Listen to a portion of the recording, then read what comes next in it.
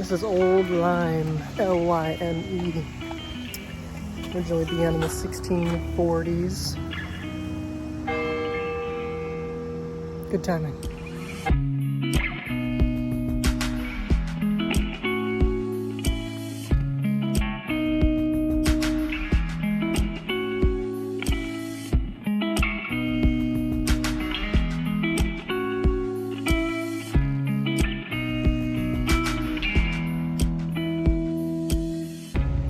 Hi, welcome to Walk America, my walk spanning the widest possible longitudinal breadth of the continental United States. I've been walking for just shy of 8,000 miles over the last 451 days, and this YouTube series is my humble attempt to document that process and its inevitable poor quality. Appreciate you watching it and enjoy.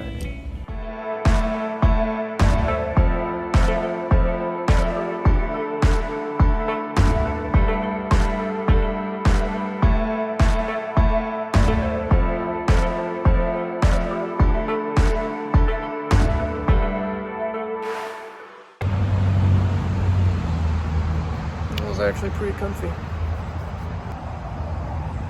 think that's 95. Can't remember. This bridge is I-95, which is illegal to walk on the interstate in most eastern states. Luckily, there was a pedestrian walkway, much to my relief. I think that's the Connecticut River, or Connecticut. That's how it's spelled.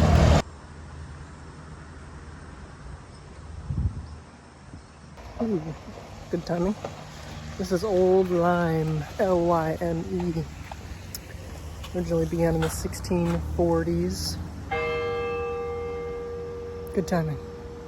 Now, I couldn't tell you how big a factor the luster of fall and autumn is contributing to the charmingness of this town. But I mean, look at some of these houses. They're all, the whole street has been like that. It's a really small town. There's no modern commercial thingamajiggies, no chains, which is kind of unfortunate because I'm hungry. But it has been charming. I think I'm just gonna be hungry all day, because once I leave this town, I'm walking along the coast on a road called 156, and it looks like it's just sort of a lane where people build sea houses on. There's no sort of commercial center until I get to maybe Niantic. Also don't know if that's the correct pronunciation. So the good news is I do have some peanut M&Ms, so I shouldn't die.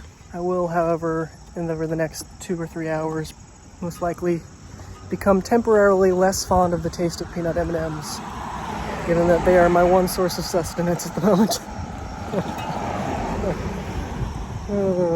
Suffering makes you stronger. That could kill you. That don't kill you, you know. Look at this lane. Welcome to New England, ladies and gentlemen. It is a happy place.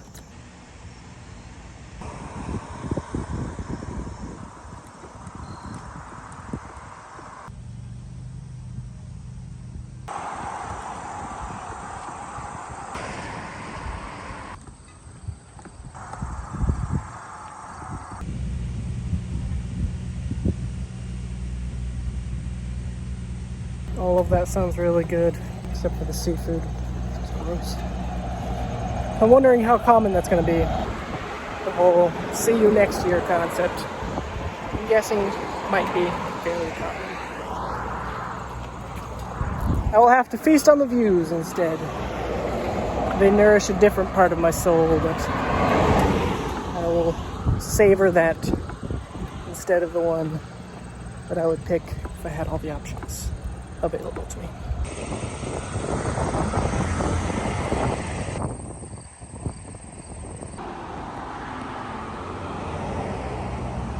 I was mistaken, and I have rarely been so relieved to be so. A man does not often find himself delighted in his own mistakes. But in this case, that is my situation. For this pizza place is open year-round, and if you're wondering why I speak in such a manner, it's because for the last 2 days, I found myself listening to the Count of Monte Cristo, and they talk like this all the time, and it wears upon one, and it impresses upon his mind. And for thus does one find me speaking in such a manner at present. That was pretty good for just whipping that out. Window service only, that's fine, as long as they're here. I'm so happy. I'm so hungry. It's crazy. Today is September 27th, and they have a sign right there that says, "We'll be closed for vacation from September 13th to September 26th. We will reopen September 27th.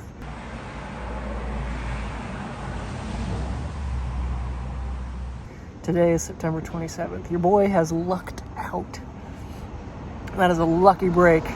And it's made me so happy because I was so tired of peanut M&Ms.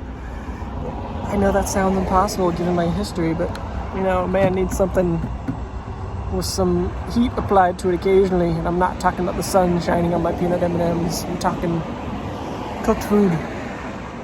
Look how good it looks. I'm so happy.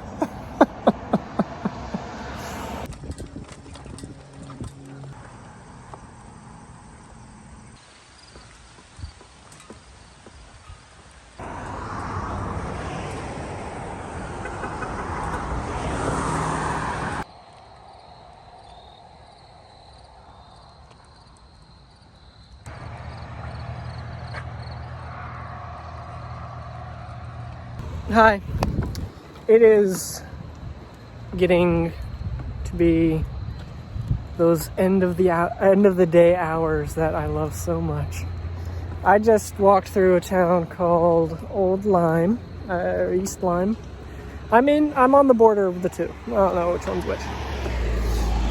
And this guy pulled over, said his name was Mike, and they had this great spot for me to stay this evening. And he said he was like 4 miles up the road, and then he left, and I was like, yeah, it's probable that I'll shoot past that, because at that point it was like 2 p.m. And then when I got there, they were waiting for me at their street, and they're like, it's perfect for you. It's got privacy, it's got a great view, it'll be beautiful, especially in the evening as the sun goes down. And I'm not going to lie, they said all the right things. So why am I still walking? Because when they offered, I heard their offer, and do you know what I wanted to do? I wanted to walk. Not away from them, they weren't bothering me. I just love these hours of the day. They're my favorite. And so that's the call that you have to make, is you just have to, you just have to be honest with yourself about what it is that interests you. And that sounds really self-serving. And they were super nice, and I really appreciated them, and I liked talking to them. They helped me get some more water. I was pretty out of water at that point. But I had a good feeling for what would make me happy. And I'm sure it would have been pleasant being hanging out with them. But I've been walking so long that I know I love the evening hours. I just tried to be honest with myself about what I wanted. And I do this because it makes me happy. And I especially love this time of day where things just get still. There's a stillness to it. Despite all the cars, even them, they all feel like they're sort of winding down. A lot of these cars are going home for the day. And then there's a period of calm where we're not all so frenzied trying to make something of our lives or whatever. There's just like an honesty to it. There's a sincerity to everybody's lives at that point, because they're now pursuing what speaks to them. I am waxing way too philosophical for something that doesn't bear that weight. But that's why I'm still walking. That's my best attempt to explain it, and it was a poor attempt. But I feel good. I'm at peace. I feel a joy.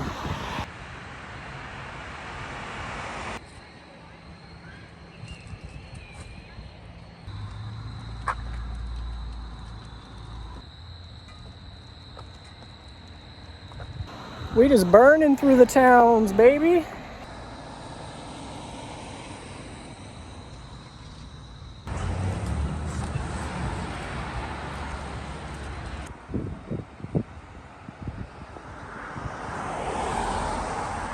I feel like I've gotten a little bit, I feel like I've gotten a little bit of my mojo back.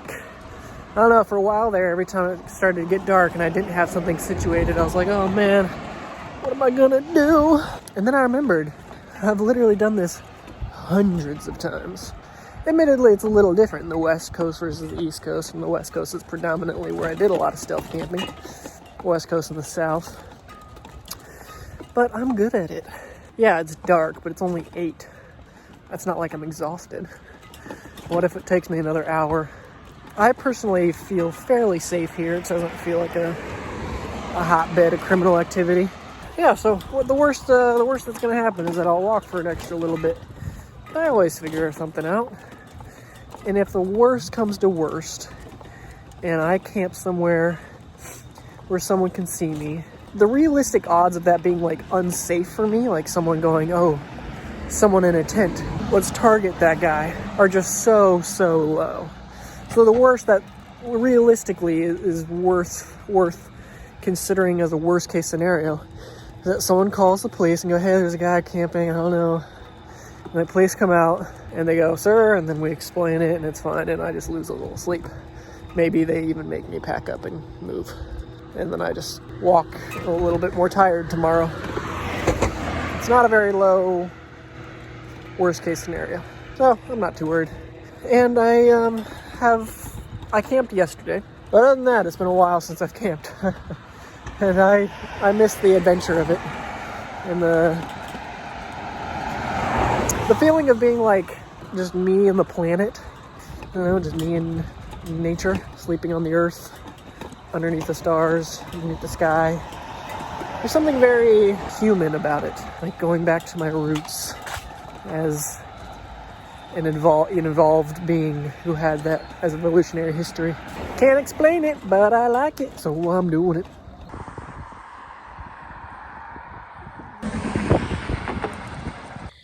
Hi, we made it.